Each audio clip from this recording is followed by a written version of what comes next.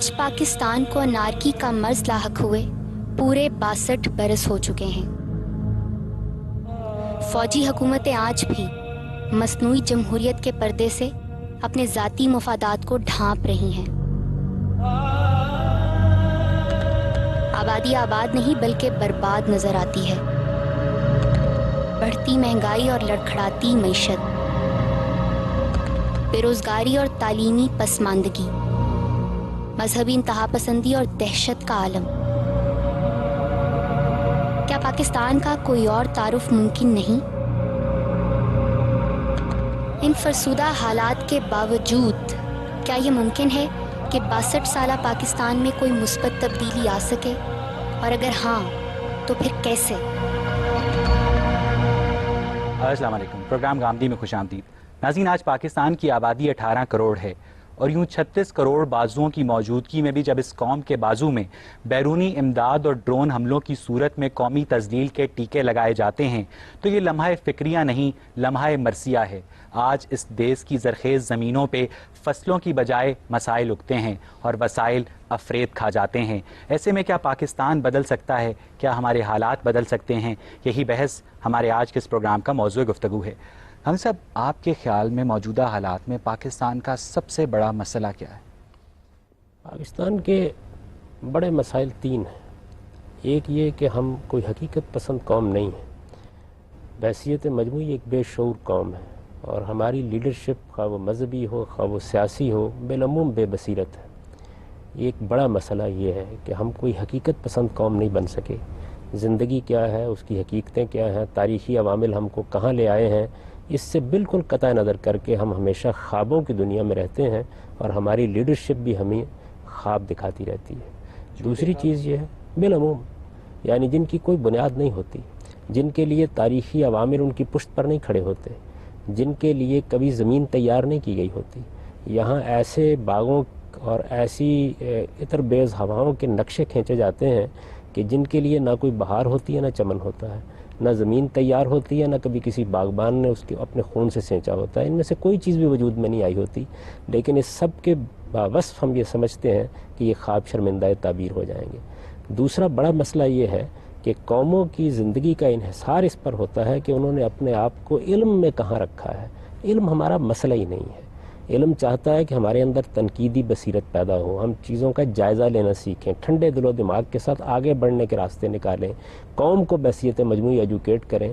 ہماری مذہبی قیادت، ہماری سیاسی قیادت اس معاملے میں بیگانہ محض ہے، یہ اس کی ترجیحات میں کوئی حیثیت ہی نہیں رکھتی۔ اور تیسری چیز یہ ہے کہ ہم اپنی سوسائٹی کو کتنا جمہوری بناتے ہیں۔ دنیا کے اندر جو معاشرے بھی آج تک منظم ہوئے ہیں 3 ہی صورتوں میں منظم ہوئے ہیں، یا شخصی حکومت نے ان کو منظم کیا، یا طبقاتی حکومت نے، یا جمہوری طریقوں نے۔ جب ہم نے فیصلہ کر لیا ایک آئین بنا کر کہ ہم جمہوری طریقے سے اپنی سوسائٹی کی تنظیم کریں گے، تو پھر اس کے کچھ تقاضے تھے جنہیں ہمیں پورا کرنا تھا۔ وہ تقاضے نہ ہماری سیاسی قیادت نے پورے کیے ہیں، نہ ہماری فوجی قیادت نے پورے کیے ہیں، اور نہ ہماری عدلیہ نے پورے کیے ہیں۔ تینوں ہی بڑے ادارے اس معاملے میں بانجھ ثابت ہوئے ہیں۔ تو یہ 3 بڑے بنیادی مسئلے ہیں۔ جب تک ہم حقیقت پسند قوم نہیں بنتے، تعلیم کو اپنی پہلی ترجیح نہیں بناتے، اور جمہوریت کو ایمانیات کا حصہ نہیں بنا لیتے، اس وقت تک کوئی امکان نہیں۔ مجھے تو یہ لگ رہا ہے کہ جو تینوں مسائل جن کی طرف آپ نے اشارہ کیا ہے، مثلا ایک ہی مسئلے کی 3 مختلف ڈائمینشنز ہیں۔ شاید اصل مسئلہ یہ نہیں ہے کہ ہم جمہوری قوم نہیں ہیں۔ جب جمہوری حکومت ہوگی تو وہ تعلیم کی طرف بھی توجہ دے گی، وہ اپنی لوگوں کی توجہ حقیقت پسندانہ منصوبوں کی طرف بھی دلائے گی۔ یہ بھی ایک اچھی خواہش ہے، لیکن اس میں وقت بہت لگے گا۔ دیکھیے، بات یہ ہے کہ اگر آپ ایک جمہوری معاشرہ پیدا کرتے ہیں تو جمہوری معاشرہ 2 دن میں پیدا نہیں ہو جاتا، اس کے لیے آپ کو انتظار کرنا پڑتا ہے۔ ایک بار انتخابات ہوں، دوسری بار انتخابات ہوں، تیسری بار انتخابات ہوں، پھر یہ کہ جمہوری اقدار کو کیا آپ فروغ دینے کے لیے تیار ہیں۔ تو اس میں کوئی شبہ نہیں کہ جب آپ جمہوری معاشرے کا لفظ بولتے ہیں تو بڑی حد تک ان تمام چیزوں کا احاطہ کر لیتا ہے، لیکن ایسے جمہوری معاشرے بھی دنیا میں موجود ہیں کہ جن کی روش غیر حقیقی۔ ہم صاحب، جب ملک غلام محمد نے پاکستان میں غیر جمہوری رویوں کی ابتدا کی تھی تو وہ کوئی فوجی عامر تو نہیں تھا نا؟ اس میں تو کوئی شک نہیں، بحثیت مجموعی پوری کی پوری قوم کے اندر یہی چیز موجود ہے۔ میرے نزدیک تو اگر آپ مسلمانوں کے خمیر کا مطالعہ کریں تو یہ معلوم ہوتا ہے کہ آمریت پسندی ہماری سرشت میں گویا شامل کر دی گئی ہے۔ ہم تو ہمیشہ اس کا انتظار کرتے ہیں کہ سوسائٹی درست ہو جائے گی، بس کوئی شخص آنا چاہیے، کوئی مسیح آسمان سے نازل ہونا چاہیے، اور پھر اس کے بعد بہت اطمینان کے ساتھ بیٹھ کے کہتے ہیں کہ اصل میں تو ہمارا علاج ڈنڈا ہے۔ جو قوم اپنے بارے میں یہ تبصرہ کرتی ہو، آپ اس کے بارے میں کیا رائے قائم کریں گے؟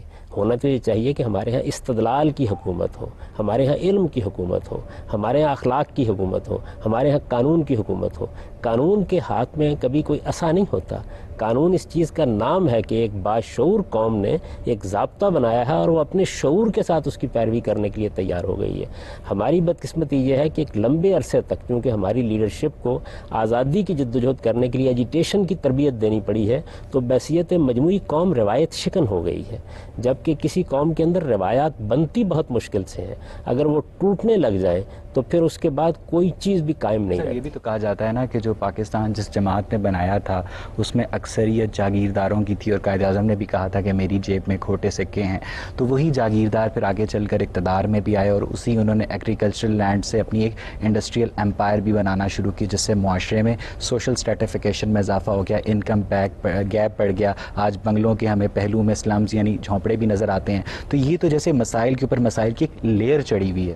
میں نے جو پہلی بات آپ کی خدمت میں عرض کی نا کہ ہم ایک غیر حقیقت پسند قوم ہے، جب ہم اس ملک کو بنا رہے تھے اس وقت بھی اگر ہم اتنی بات کہتے کہ ہمارا ہندوؤں کے ساتھ معاملہ نہیں ہو سکا، اس خطے میں چونکہ بعض جگہوں پر ہمیں اکثریت حاصل ہے تو ہم یہ کہتے ہیں کہ ہم ایک آزاد مملکت بنا لیتے ہیں۔ اگر بات اتنی ہوتی تو یہ بڑی حقیقت پسندانہ بات ہوتی، ہم اس سے آگے بڑھے اور ہم نے اپنی قوم کو خواب دکھانے شروع کیے۔ ہم نے تو یہ ان کو تاثر دیا کہ جیسے وہ ہجرت کر کے جا رہے ہیں تو یہ ہجرت مدینہ ہے، وہ جیسے ہی اس ملک میں آئیں گے تو اس کے بعد یہاں پہ خلافت راشدہ قائم ہو جائے گی۔ مذہبی علماء ہی دارالحرب اور دارالکفر جیسے فتوے عائد کرتے رہے، اس کی وجہ بھی وہی ہے۔ دیکھیے نا، بات یہ ہے کہ اگر آپ فقہ کی کتابوں میں چند اصطلاحات دیکھ کر قوموں کا تجزیہ کریں گے اور یہ نہیں جانیں گے کہ سماجی عوامل کیا ہیں، سیاسی عوامل کیا ہیں، قوم کی بحیثیت مجموعی شعوری کیفیت کیا ہے، تو آپ کی یہ باتیں کتابوں میں لکھی رہ جائیں گی، یہ زمین پر کبھی نہیں اتریں گی۔ اگر ہم اس جگہ سے شروع کرتے کہ ہماری قوم ہے، ہمیں اس کی تربیت کرنی ہے، اس کو ایک قوم بنانا ہے، اس کو شعوری سطح پر لانا ہے، اس کے بعد باقی باتیں کر لیں گے، نہیں بڑے بڑے خواب دکھانے میں ہمارا کوئی جواب نہیں ہے۔ اور جب ہم حقیقت پسند نہیں رہتے تو اس کا نتیجہ یہ ہوتا ہے کہ اپنے حدود سے آگے بڑھ کر منصوبے بنانا شروع کر دیتے ہیں۔ اس وقت بھی ہم جس صورتحال کو بھگت رہے ہیں، اگر آپ پچھلے 25-30 سال کی پالیسیوں کا اندازہ کریں تو اس میں ہم نے یہ خواب دیکھا کہ اس خطے کے اندر ہم ایک بڑی طاقت ہیں اور ہمارا یہ حق ہے کہ ہم یہ طے کریں کہ افغانستان میں کیسی حکومت ہوگی، ہندوستان کے کیا معاملات ہوں گے۔ یہ جو نفسیات ہے ہماری، یہ نفسیات ہمیں داخلی تجزیہ نہیں کرنے دیتی، اور داخلی احتساب یہ ہماری قوم کا مزاج ہی نہیں ہے۔ یہ بڑا مسئلہ ہے، بہت بڑا ہوم ہم نے اپنے ہمسایوں سے پار ہمسایوں کو کنٹرول کرنے کی کوشش، ہمیں دیکھنا چاہیے کہ ہم کیا ہیں، اس وقت ہماری حالت کیا ہے، ہم ابتدا کہاں سے کر سکتے ہیں۔ اصل میں ہم کبھی پہلا قدم نہیں دیکھتے۔ ہمارا مزاج اور ہماری لیڈرشپ کا مزاج یہ ہے کہ وہ ایک خوبصورت تقریروں کا جال بنے گی اور آپ سے یہ کہے گی کہ دیکھیے بات یہ ہے کہ ہم نے تو ایک لہلہاتا باغ لگا دیا ہے، اور آپ تھوڑی دیر بعد دیکھیں گے تو معلوم ہوگا کہ جگہ جگہ سے سبز ٹہنیاں کاٹ کے گاڑ دی گئی ہیں۔ باغ بیج بونے کے بعد ایک لمبے عرصے کی ریاضت سے باغ بنتا ہے۔ جس بنیادی مسئلے کی طرف آپ نے اشارہ کیا وہ ہے جمہوریت۔ ہم سب آج پاکستان کے موجودہ حالات کو سامنے رکھتے ہوئے آپ کو کیا لگتا ہے کہ کیا ایک عام متوسط طبقے کا آدمی جو پڑھا لکھا ہے، باشعور ہے، کیا وہ الیکشن کا خرچہ افورڈ کر کے پارلیمنٹ تک پہنچ کر قانون سازی کرنے کی استطاعت یا صلاحیت رکھتا ہے؟ یہ دیکھیے جتنے جمہوری معاشرے ہیں ان سبھی میں ابھی تک ناممکن ہے، یہ برطانیہ میں بھی نہیں ہوتا، لیکن آپ اس کے قریب پہنچ سکتے ہیں۔ یعنی دنیا کا نظم کچھ اس طرح قائم ہے کہ اس میں آپ اگر جمہوری رویوں کو پنپنے دیں، سوسائٹی کے اندر ایک عمومی فضا ایسی پیدا ہونے دیں جس میں پارٹیاں منظم، ابھی ہمارے ہاں جمہوریت کی بنیاد یہ ہوتی ہے کہ خود سیاسی جماعتیں جمہوری بنیادوں پر وجود پذیر ہوں، تو ہمارے ہاں تو کوئی سیاسی جماعت بھی ایسی نہیں ہے کہ جو خالص جمہوری طریقے سے منظم کی گئی ہو۔ خود پارٹیوں میں انتخابات نہیں ہوتے، ابھی تو ہم موروثی جمہوریت کے دور سے گزر رہے ہیں۔ یعنی اس میں ایک شخص پیدا ہوتا ہے، اس کی پیدائش کے بعد اس کے لیے ایک پارٹی بنائی جاتی ہے اور پھر اس کی اولاد کے مقدر میں آئندہ کی حکمرانی لکھ دی جاتی ہے۔ ابھی تک تو ہماری صورتحال یہ ہے۔ لیکن اس میں قصور عوام کا بھی تو ہے نا جو ان جماعتوں کو ووٹ دیتے ہیں۔ اس میں کیا شک ہے، اس لیے کہ ہم نے اپنے عوام کو، اسی لیے میں نے عرض کیا تھا نا کہ صرف جمہوریت کافی نہیں ہے، یہ ضروری ہے کہ ہم اپنی قوم کی تعلیم کا بندوبست کریں۔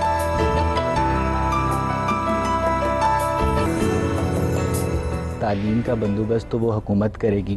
حکومت بنانے کے لیے وہ جو قوت درکار ہے ایک مڈل کلاس پڑھے لکھے شخص کو, وہ اس کے پاس ہے ہی نہیں. اب جو پالیسی میکرز ہیں وہ اپنے عوام کی تربیت ایسے کریں گے, جیسے وہ بڑا مشہور واقعہ ہے کہ ایک بادشاہ نے ایک پل سے گزرنے کے لیے شرط لگا دی کہ جو اس پل سے گزرے گا وہ ایک جوتی کھائے گا, اور لوگوں نے بادشاہ سے شکایت کی کہ جی بندے بہت زیادہ ہوتے ہیں, بندہ جوتیاں مارنے والا ہے. یعنی قوم کے اندر جو بے حسی ہے اس حد تک بڑھ چکی ہے, اس کا کیا علاج؟ دیکھیے آپ یہ فرمایا نا کہ حکومت یہ بندوبست کرے گی, نہیں, دور جدید میں یہ راستہ خدا نے ہمارے لیے کھول دیا تھا کہ اس میں پرائیویٹ سیکٹر بہت کردار ادا کر سکتا ہے. آپ کے ہاں بہت بڑی بڑی تنظیمیں وجود میں آئیں, این جی اوز وجود میں آئیں, آپ کے ہاں مذہبی جماعتیں وجود میں آئیں. اگر وہ اس بات کو ہدف بنا لیتی کہ ان کا پہلا کام قوم کی تربیت ہے, اور جو وہ خواب دکھا رہے ہیں وہ خواب ابھی شرمندہ تعبیر نہیں ہو سکتے, ان کے لیے انتظار کرنا پڑے گا, تو آپ یہ دیکھتے کہ ہمارے ہاں کتنی بڑی طاقت میسر ہو جاتی. آپ تصور کیجئے اس بات کا کہ یہاں کے مذہبی لوگوں نے یہ فیصلہ کیا کہ وہ دینی مدارس کا ایک نظام بنائیں گے.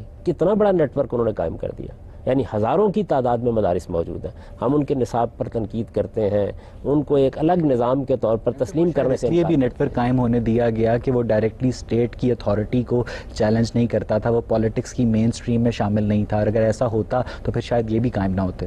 دیکھیے بات یہ ہے کہ جب آپ عزم کر لیتے ہیں اس بات کا کہ آپ کو ایک کام کرنا ہے تو اس کو روکنا کوئی آسان کام نہیں ہوتا.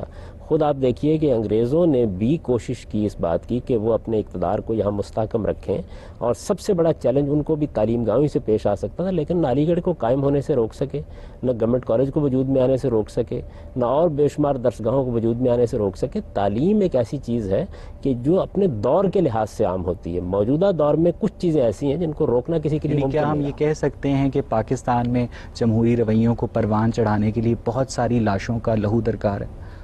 عملاً ایسا ہو رہا ہے, یہ بدقسمتی ہے, ایسا ہونا نہیں چاہیے. یعنی میرے نزدیک یہ کوئی صحیح طریقہ نہیں ہوتا کہ آپ انقلابی مزاج پیدا کر کے لوگوں کو مرنے مارنے پر آمادہ کرتے چلے جائیں. یہ صحیح طریقہ نہیں ہوتا. صحیح طریقہ یہ ہوتا ہے کہ روایت کے اندر سے روایت نکالتے چلے جائیں.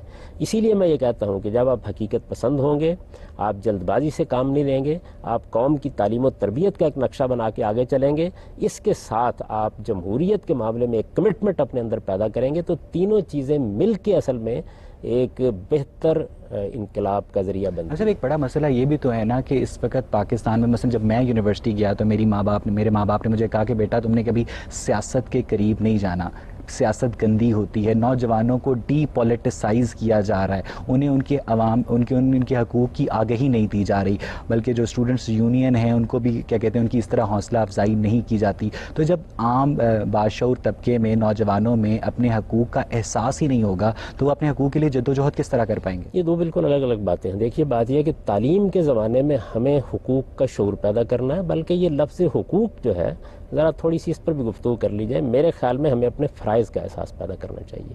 جس وقت ہر آدمی اپنی ذمہ داری اور اپنے فریضے کو ادا کرنے کے لیے تیار ہو جاتا ہے, دوسروں کو حقوق ملنے شروع ہو جاتے ہیں. حقوق کی جدوجہد سے حقوق نہیں ملتے, بلکہ فرائض کے شعور پیدا کرنے سے حقوق ملتے ہیں. تو جب آپ تعلیم پا رہے ہوتے ہیں تو والدین نے اگر یہ بات کہی ہے تو غلط نہیں کہی. میں بھی یہی کہوں گا کہ تعلیم کے دوران میں آپ کو صرف متعلم ہونا چاہیے. کہ پاکستان میں کتنے طلباء نے ایک بڑا ایکٹیو کردار ادا کیا تھا. بہت معذرت کے ساتھ اس کے بھی نتائج ہم نے بعد میں بھگتے ہیں. دیکھیے کسی اقدام کا نتیجہ کیا نکلتا ہے اس کے لحاظ سے اس کو دیکھنا چاہیے. اگر آپ نے اس وقت کی ایک صورتحال کے اندر اس طرح کا اقدام کیا تو اس کا نتیجہ کیا نکلا. طالب علموں کے بارے میں یہ بات بالکل طے ہونی چاہیے کہ ان کی اولین ترجیح ان کی تعلیم ہے. آپ جس چیز کا شعور پیدا کرنا چاہتے ہیں وہ بھی ان کے اندر علم کے ذریعے سے پیدا کریں. اگر ان کو کوئی ایکٹیویٹیز بھی آپ دینا چاہتے ہیں تو ان کی تعلیم گاہوں کے دائرے میں دیں. میں آپ سے عرض کرتا ہوں کہ بہت سی ایسی چیزیں ہوتی ہیں کہ جس میں آپ ان کو انتخابات کیسے ہوتے ہیں یہ بھی سکھا سکتے ہیں, لیڈرشپ کیا ہوتی ہے یہ بھی بتا سکتے ہیں, اور اس طرح کی بہت سی انجمنیں اور تنظیمیں اور یونینیں بھی قائم کرنے کا موقع دے سکتے ہیں. لیکن اس کو آپ سیاست میں ملوث کیوں کرتے ہیں؟ جب وہ تعلیم پا کے باہر نکلیں گے اس کے بعد وہ ڈاکٹر بنے, انجینئر بنے, سیاستدان بنے, اپنا کردار ادا کریں.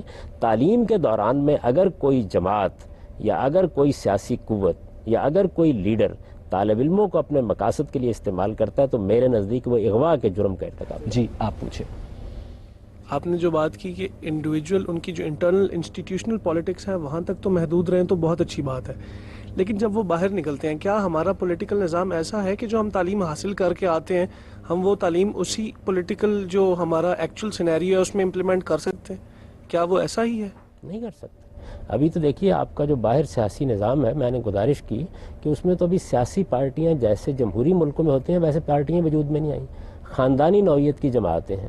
ہمارے ملک میں باقاعدہ انتخابات کتنی جماعتوں کے اندر ہوتے ہیں.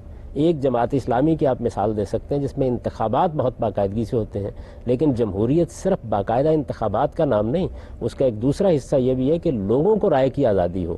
یعنی آپ پالیسی سے اختلاف کریں، آپ اپنی بات بیان کر دیں، آپ پریس میں آ کے ایک بات کہہ دیں، شائستگی کے ساتھ اختلاف کر کے رائے عامہ کو ہموار کریں، لوگوں سے ملاقات کریں. اس کو ڈیموکریسی صرف اس چیز کا نام نہیں ہے کہ آپ نے وقت پر انتخابات کرا دیے ہیں. تو جب تک آپ اپنی سیاسی جماعتوں کی اس طرح تربیت نہیں کرتے اور پھر ایک لمبے عرصے تک انتخابات نہیں ہوتے رہتے، اس وقت تک ہمارے طالب علم باہر نکلیں گے تو وہ سیاست کے خواب دیکھ سکتے ہیں، ورنہ ان کو اصل میں کیا کرنا ہوگا؟ ان کو انہی خاندانوں کا بستہ بردار بننا ہوگا اور انہی کیا رہینے منت ہو کر کچھ تھوڑا بہت مقام حاصل کر لینا ہوگا. جس کو حقیقی سیاست کا آپ نے دیکھا نا امریکہ میں اوباما اور ہلری کلنٹن کے مابین میں پہلے مارکا خود پارٹی کی سطح پر ہوا اور اس کے بعد پھر انتخابات کا عمل شروع ہوا. کیا ہم نے بھی اپنی سیاسی جماعتوں کو اسی طرح سے ترتیب دیا ہے؟ ہم نے بھی سیاسی جماعتوں کی اسی طرح تربیت کی ہے؟ ایسا نہیں ہے. تو ہمیں یہ کام کرنے ہیں، یعنی لوگوں کو بتانا ہے کہ صحیح جمہوری اقدار کو پنپنے کا اگر موقع دینا ہے تو اس کے لیے ضروری ہے کہ سیاسی جماعتیں خود اپنے اندر جمہوریت پیدا کریں.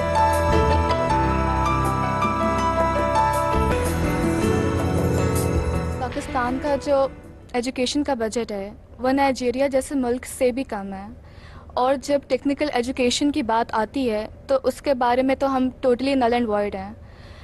جب فارغ التحصیل ہو جانے کے بعد بھی جب وہ جابس وغیرہ تلاش کرنے کی کوشش کرتے ہیں تو انہیں کسی قسم کی امپلائمنٹ نہیں ملتی.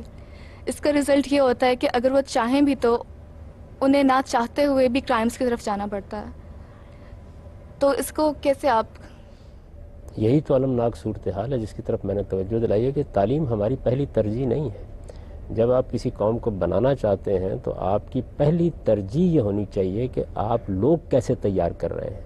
انسان کا معاملہ یہ نہیں ہے کہ وہ محض جبلتوں کا پیرو ہے جیسے جانور ہیں. وہ پیدا ہوتے ہیں، جن جبلتوں کے ساتھ پیدا ہوئے ہیں انہی انسٹنکٹس پر زندگی بسر کر رہے ہیں اور اس پر صدیاں بیت چکی ہیں.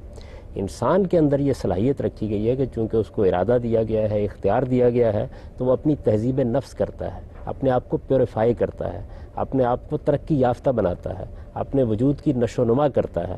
یہ چونکہ صلاحیت انسان کے اندر رکھی گئی ہے تو اس وجہ سے تعلیم انسان کی سب سے بڑی ضرورت ہے. انسان بنتا ہی تعلیم سے ہے. آپ یوں سمجھیں کہ جیسے ایک ان گھڑ وجود پیدا کر دیتے ہیں اللہ تعالیٰ، اور پھر اس کے اندر انہوں نے یہ صلاحیت رکھ دی ہے کہ وہ اپنے گرد و پیش کے ماحول سے سیکھ کر آگے بڑھنا چاہے تو کچھ سے کچھ بن سکتا ہے، ارسطو افلاطون بن سکتا ہے. یہ تعلیم سے ہوتا ہے. ہم نے کبھی اس کو اپنی ترجیح نہیں بنایا. لیکن ایسا کیسے ہو سکتا ہے؟ آپ خود دیکھیں تو پاکستان میں اتنے ایجوکیشن کے سسٹم ہے، مدرسے کا ہے، اردو میڈیم میں میٹرک کراتے ہیں، انگلش میں میٹرک کراتے ہیں، انگلش میڈیم میں مدرسے میں تعلیم دیتے ہیں. تو جب یہ سب کے سب پڑھ کے باہر نکلتے ہیں تو ایک عجیب قسم کا معاشرہ وجود میں نہیں آ جاتا؟ کسی کی بھی سوچ ایک دوسرے سے سملر نہیں ہوتی بالکل بھی. یہ دوسرا عالم یہ ہے کہ ہم نے تعلیم کو پہلے تو ترجیح اول نہیں بنایا، کبھی اس پر خرچ کرنے کے لیے تیار نہیں ہوئے. مجھے تو معذرت کے ساتھ یہ عرض کر دینے کہ ایٹم بم سے بھی زیادہ ہماری ضرورت یہ تھی کہ ہماری قوم کا ایک ایک بچہ پڑھا ہوا ہوتا اور اس کو حقیقی تعلیم ملتی، اور تعلیمی درسگاہیں اتنی اعلیٰ درجے کی ہوتی ہیں کہ دنیا میں لوگ آتے کہ ان تعلیم گاہوں میں ہم نے آ کے تعلیم پانی ہے. اور دوسری وہ بات ہے جس کی طرف آپ نے توجہ دلائی کہ تعلیمی نظام، پہلے 12 سال کا تعلیمی نظام تو کسی قوم میں ہر حال میں یکساں ہونا چاہیے. 12 سال کی جو ابتدائی تعلیم ہوتی ہے، یعنی آپ قوم میں 18 سال کی عمر تک جو تعلیم پاتے ہیں، اس 12 سال کی تعلیم میں تو اس کی اجازت ہی نہیں دی جا سکتی کہ آپ تفریق پیدا کر دیں. ہمارے یہاں مذہبی اور غیر مذہبی کی تفریق ہے، اردو اور انگریزی میڈیم کی تفریق ہے. اس کا نتیجہ کیا ہے کہ ہم الگ الگ قومیں پیدا کر رہے ہیں. ہم نے کبھی اس بات پہ غور ہی نہیں کیا کہ سب سے بڑی، سب سے اولین ترجیح تو یہ ہونی چاہیے کہ ہم تعلیم کا یکساں نظام پیدا کریں. یہ جو ابتدائی 12 سال کی تعلیم ہے، آپ اس میں تفریق پیدا کر کے قوم میں تفریق پیدا کر دیں. سر، ہم تعلیم کا یکساں نظام کیسے پیدا کر سکتے ہیں؟ جو آپ نے بات کی کہ ہمیں تھوڑا سا ریئلائز کرنا چاہیے کہ ہمیں یکساں تعلیمی نظام بنانا چاہیے. کیسے بن سکتا ہے؟ یہ صرف ہم بات کر رہے ہیں کہ ہم بن سکتا ہے، ریمیڈی نہیں دے. ہمارے نوجوانوں میں یہ شعور پیدا ہو رہا ہے، بس جب یہ شعور کسی قوم میں پیدا ہو جاتا ہے تو اس شعور کو بڑھانے کی ضرورت ہوتی ہے. تو اگر ہم اپنے طالب علموں کے ذوق کو بہتر کریں, ہم اپنے وکلاء کے, اساتذہ کے, یہ تو پڑھے لکھے لوگ ہیں نا, ان کو تھوڑا سا ان کے شعور کو بلند کریں, تو کچھ دیر کے بعد یہ جو بات میں کہہ رہا ہوں کہ ایسا ہونا چاہیے, یہ ہونے لگ جائے گا. ہمارے آج کے موضوع کو آگ دیکھیں تو وہ کیا ہے کہ آپ پاکستان بدل سکتا ہے. میں یہ کہتا ہوں کہ پاکستان بدل سکتا ہے تو بات کی بات ہے, پاکستان بدل رہا ہے.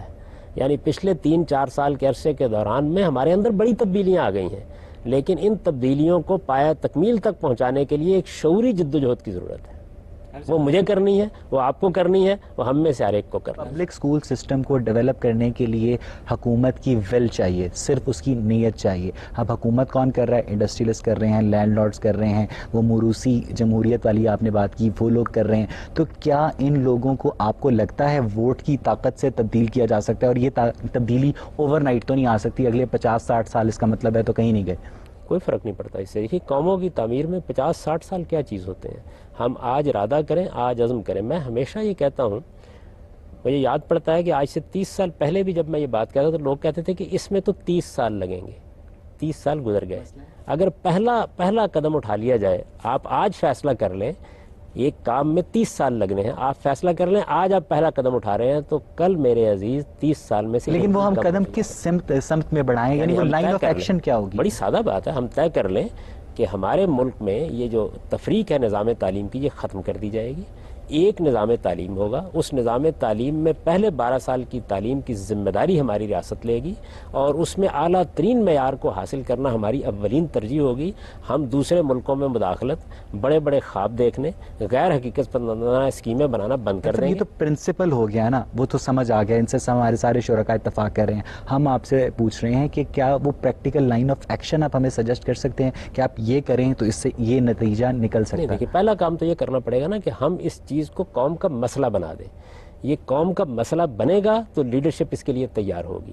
اور یہ مسئلہ کیسے بنے گا؟ یہ مسئلہ ایسے بنے گا کہ جو ہمارے ہاں نوجوان ہیں وہ اس کو ایک موومنٹ کا مسئلہ بنا لیں, وہ اس کو اپنی قوم کی تعمیر کا مسئلہ بنا لیں. وہ اٹھیں اور اٹھ کر جس طریقے سے مہذب قوموں میں جدوجہد کی جاتی ہے اس مقصد کے لیے. آپ یہ جو بات کر رہے ہیں یہ اصل میں آپ ویلفیئر اسٹیٹ کی بات کر رہے ہیں. پاکستان ایک سیکیورٹی اسٹیٹ ہے, اس کے اوپر اتنے ہمسایوں کے کیا کہتے ہیں جارحانہ عزائم ہیں, تو وہ بیچارہ پاکستان اپنا ایک خزانے سے کیا ڈیفنس ایکسپینڈیچرز پورے کرے یا اس طرح تعلیم پہ اور صحت پہ توجہ دے؟ مجھے تو اس سے شدید اختلاف ہے کہ پاکستان کو کوئی سیکیورٹی کے پرابلم درپیش ہے. پاکستان کا اصلی مسئلہ اس کا داخلی مسئلہ ہے. اگر آپ اپنی قوم کی تعمیر کر لیں, کسی کی جرت نہیں ہوتی کہ وہ آپ کی طرف آنکھ اٹھا کر دیکھ سکے. سازشیں اس وقت ہوتی ہیں, دوسروں کو مواقع اس وقت ملتے ہیں, دوسری قومیں اس وقت آپ کو للچائی ہوئی نظروں سے دیکھتی ہیں جب انہیں معلوم ہوتا ہے کہ قومی لحاظ سے یہ بالکل کھوکھلے ہو چکے ہیں. آپ دنیا کی پوری تاریخ پڑھ لیں, دنیا کی بہت بڑی امپائرز وجود میں آئی ہیں, اس وقت تک قدم آگے نہیں بڑھایا جا سکتا جب قوم داخلی لحاظ سے ختم. یعنی پاکستان کو اپنے ڈیفنس ایکسپینڈیچرز کم کر کے تعلیم پر خرچ کرنا چاہیے. یقیناً میں تو یہ بار بار یہ عرض کر رہا ہوں کہ ہماری اولین ترجیح تعلیم ہونی چاہیے, اور تعلیم کو ہمیں ایک ایمرجنسی کے طور پر. ٹھیک ہے, ہم یکساں تعلیمی نظام کی بات کر رہے تھے. آپ کہہ رہے تھے کہ عوام میں یہ احساس پیدا ہو گیا, حکومت پہ وہ پریشرائز کریں گے. اب حکومت کیا کرے گی؟ حکومت یہ کرے گی کہ یکساں نظام تعلیم کے لیے پہلے تو پورا جو ہمارا نصاب تعلیم ہے اس میں یہ صلاحیت پیدا کرے گی کہ جو ہمارے قومی مقاصد ہیں ان کے لحاظ سے کسی کو اپنا بچہ کسی دوسری جگہ بھیجنے کی ضرورت محسوس نہ ہو. آپ اگر تعلیمی نظام کا جائزہ لیں تو دیکھیں آپ کو لینگویجز کی ضرورت ہوتی ہے. ہمارے ہاں 3 بنیادی مسئلے ہیں. پہلا مسئلہ یہ ہے کہ ہماری ایک قومی زبان ہے, اردو زبان ہے, اس کے ساتھ علاقائی زبانیں اپنی اپنی جگہ موجود ہیں, اور قومی زبان کی حیثیت سے ہم میں سے ہر ایک کو اردو سیکھنی ہے.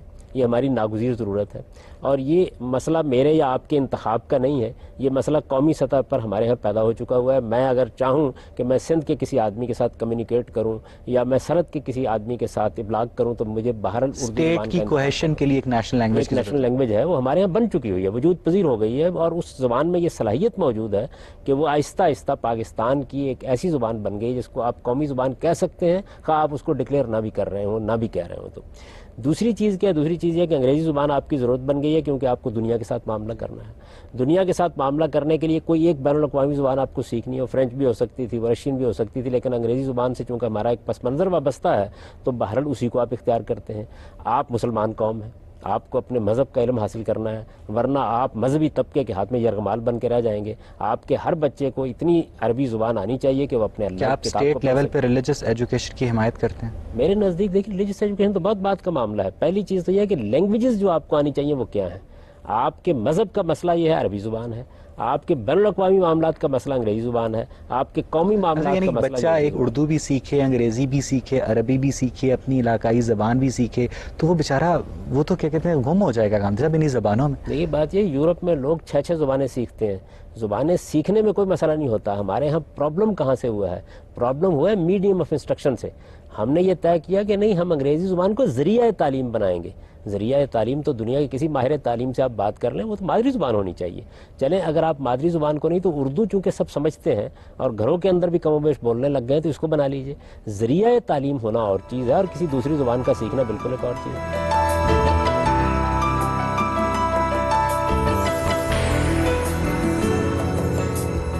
جی آپ پوچھیے. کیا ہمارا نظام اور جس معاشرے میں ہم رہتے ہیں وہ ہمیں اجازت دیتا ہے کہ ہم جمالیات کو دیکھ سکیں، ورڈ کو دیکھ سکیں؟ اگر میں ایک اچھا شاعر یا ایک اچھا گٹارسٹ بننا چاہتا ہوں تو مجھے فورس کیا جاتا ہے کہ تم انجینئرنگ کرو کیونکہ کل کو تم نے پیسہ کمانا ہے. ٹھیک ہے، آپ اس طبقاتی نظام میں کس طرح جمالیات پیدا کر سکتے ہیں جبکہ آپ کے پاس جو ہے پراپر وسائل ہی نہیں ہیں؟ اس کی بھی بڑی وجہ یہی ہے کہ پہلے 12 سال کی تعلیم ہی میں ہم ان چیزوں کو داخل کرنا شروع کر دیتے ہیں. پہلے 12 سال کی تعلیم ایسی ہونی چاہیے کہ آپ کے اندر بنیادی سکلز پیدا ہو جائیں، آپ ضروری زبانوں کا علم حاصل کر لیں، آپ آگے جن علوم فنون میں جانا چاہتے ہیں ان کی بنیاد مستحکم ہو جائے. اس کے بعد والدین کا کوئی فیصلہ مسلط کرنے کی بجائے اس بات کی کوشش کرنی چاہیے کہ دیکھا جائے طالب علموں کے اندر کیا ایپٹیچیوڈ ہے، ان کے اپنے رجحانات کیا ہیں، ان کا اپنا ذوق کیا ہے، اور پھر تعلیم اس کے مطابق آگے پانے کا ان کو حق دیا جائے. معاشرے میں بھی یہ فضا پیدا کی جائے. آپ نے یہ فرمایا کہ ہمارا بڑا مسئلہ جو ہے بڑا مسئلہ ہماری معاش ہے. دیکھیے بات یہ ہے کہ معاش دنیا کی ایک حقیقت ہے، اس میں والدین کوئی تعلیم تبلیغ کریں یا نہ کریں، بہرحال معاش کے بارے میں آپ کو سوچنا پڑتا ہے. لیکن سوسائٹی بحیثیت مجموعی ہمارے ہاں فیصلے کیسے کرتی ہے؟ وہ ایک بھیڑ چال کے انداز میں فیصلے کرتی ہے. ایک زمانے میں ہر ماں اپنے بچے کو انجینئر دیکھنا چاہتی تھی، ایک زمانہ آیا کہ ہر ماں اپنے بچے کو ڈاکٹر دیکھنا چاہتی ہے.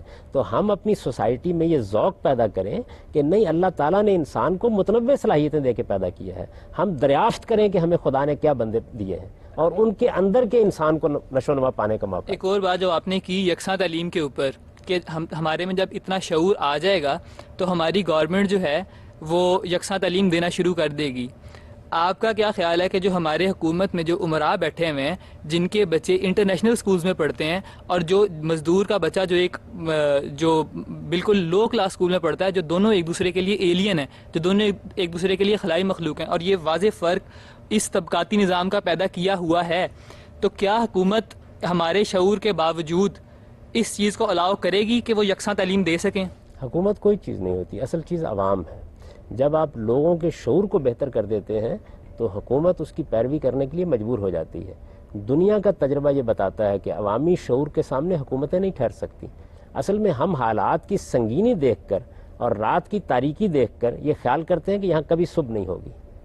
آپ جدوجہد کیجئے، اس کائنات کا نظام جو ہے وہ اللہ تعالیٰ نے بنایا اس طریقے سے ہے کہ یہاں ہر رات کو صبح میں تبدیل ہونا ہوتا ہے. ہم سے 62 سال سے پاکستان کے عوام میں یہ بھی تو شعور ہے نا کہ ان کا معاشی استحصال ہو رہا ہے اور آج تک ہو رہا ہے، اس میں تو کبھی کوئی تبدیلی نہیں آئی. معاشی استحصال بھی ہوگا. دیکھیے معاشی استحصال کو آپ ختم تو نہیں کر سکتے، کم کر سکتے ہیں، سوسائٹی کو متوازن بنا سکتے ہیں.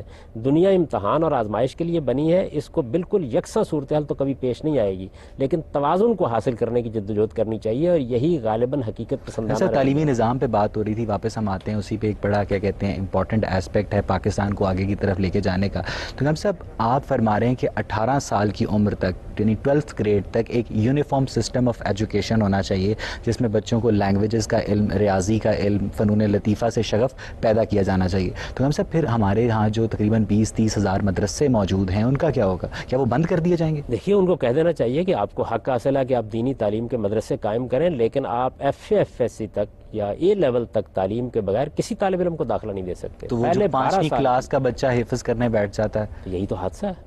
دیکھیے نا بات یہ ہے کہ آپ ان کو یہ بتا دیں اور اس بات کی کسی کو اجازت نہ دیں، نہ کسی جدید طبقے کے آدمی کو، نہ کسی قدیم طبقے کے آدمی کو، نہ کسی سیکولر کو، نہ کسی مذہبی آدمی کو 12 سال کی تعلیم قومی سطح پر دی جانی چاہیے۔ تو مجھے یہ بتائیں کہ اگر میں ایک لاء کالج قائم کروں اور یہ کہوں میں 5 سال کے بچوں کو اس میں لے رہا ہوں، آپ مجھے اجازت دیتے ہیں؟ میں ایک میڈیکل اسکول قائم کروں اور یہ کہوں میں 5 سال کے بچوں کو اس میں ڈاکٹر بنانے کے لیے لے رہا ہوں، آپ مجھے لینے دیتے ہیں؟ تو آپ مذہبی تعلیم کے لیے اس کی اجازت کیسے دے سکتے ہیں؟ مذہبی تعلیم کا فیصلہ بھی 12 سال کی تعلیم کے بعد آدمی کو کرنا چاہیے۔ آپ اس کے بعد جس کا جی چاہے خیال میں مدرسہ ایسا قائم کیا طریقہ کار ہو سکتا ہے جس سے آپ پاکستان کے ہزاروں مدرسوں کو اس بات پر کنونس کر سکیں کہ وہ 18 سال کی عمر کے بعد بچوں کو دین کی تخصیصی تعلیم کے لیے منتخب کریں؟ دیکھیے بات یہ کہ تو قومی بل کا مسئلہ ہے، آپ آج اگر یہ فیصلہ کر لیں قومی سطح پر تو کوئی بھی اس سے اختلاف نہیں کرے گا، اور آپ کے پاس اتنی بڑی طاقت میڈیا کی موجود ہے، ہم بیٹھیں گے بات کریں گے ان کے ساتھ۔ کسی شخص کو کیسے حق دیا جا سکتا ہے کہ وہ 5 سال کے ایک بچے کی قسمت کا فیصلہ کر دے؟ براڈ بیس تعلیم پائے بغیر کسی کو نہ کسی میڈیکل کالج کے اندر کسی کو داخلہ دینے کا حق ہے، نہ کسی لاء کالج میں کسی کو داخلہ دینے کا حق ہے، نہ دینی علوم کی درسگاہ میں کسی کو داخلہ دینے کا حق ہے۔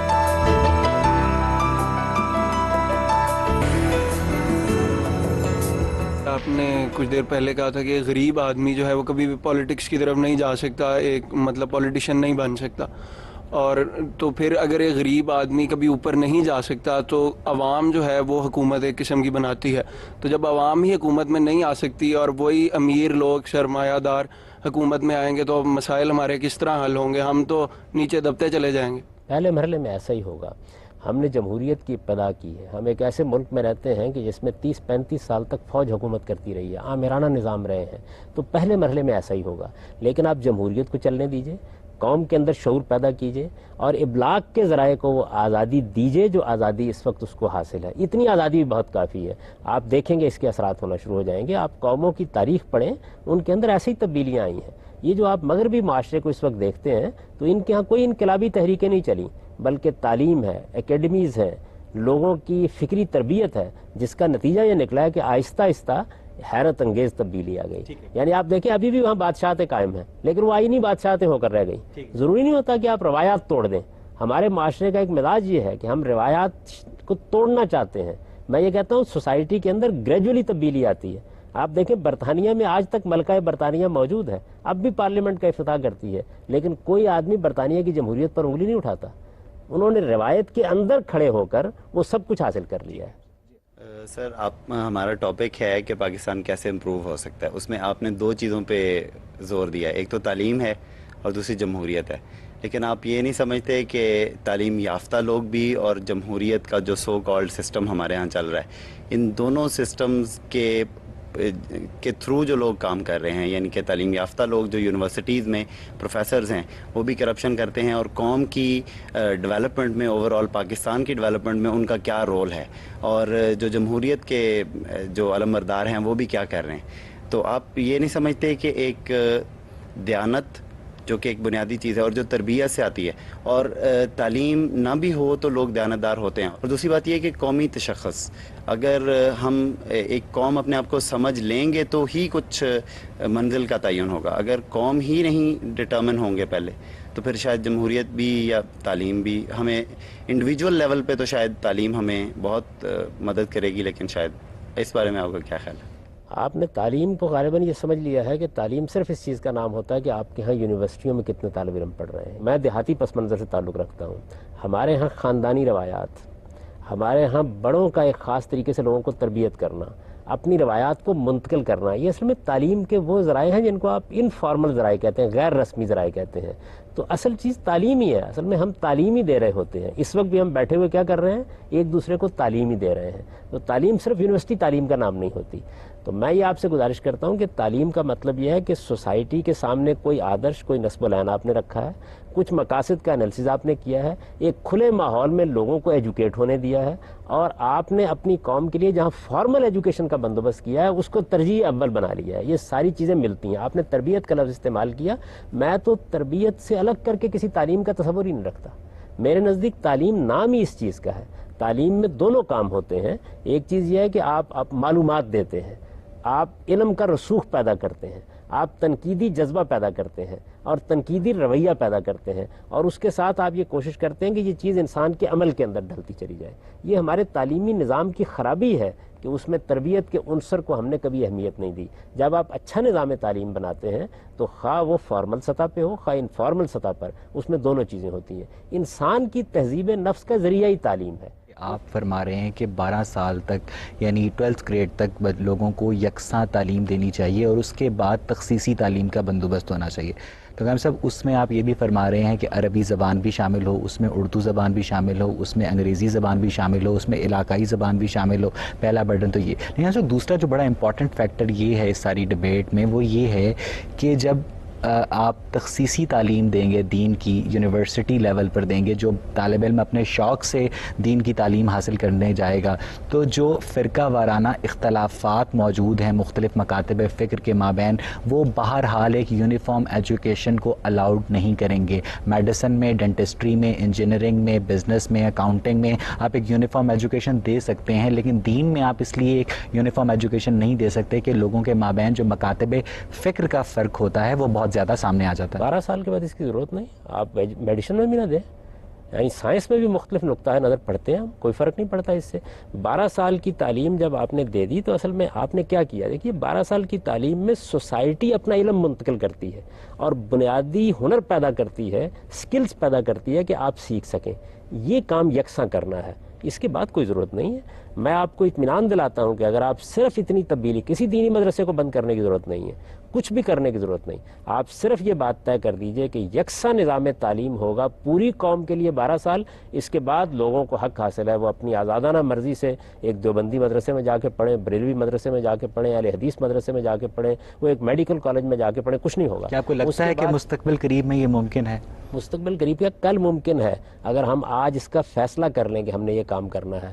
جب کبھی آپ کے اندر کسی چیز کی ول پیدا ہو جاتی ہے، بڑے بڑے کام کیے جا سکتے ہیں۔ جن لوگوں نے یہاں موٹر وے بنانے کا فیصلہ کیا تھا کوئی معمولی منصوبہ تھا، جنہوں نے لاہور کے اندر پیٹرول پمپ اڑانے کا فیصلہ کیا کوئی معمولی چیز تھی، یہاں بعض مزارات موجود تھے ان سے سڑکیں نکال دی گئیں، یہ کوئی معمولی بات تھی اس قوم کے اندر؟ میں تو کوئی بڑی بات نہیں کہہ رہا، میں یہ کہتا ہوں آپ آج فیصلہ کریں اس بات کا کہ اس قوم میں 12 سال کی تعلیم کی ذمہ داری ریاست کی ہے، اور یہ تعلیم اعلیٰ ترین معیار پہ ملنی چاہیے، اور اس تعلیم میں آپ کوئی باعث پیدا نہ کریں۔ یہ تعلیم ہونی چاہیے بنیادی سکلز کی، یہ جو میں نے لینگویجز کی بات کی۔ ٹھیک ہے غام صاحب، یہاں پہ آج کی گفتگو کو اگلے پروگرام تک موقوف کرتے ہیں۔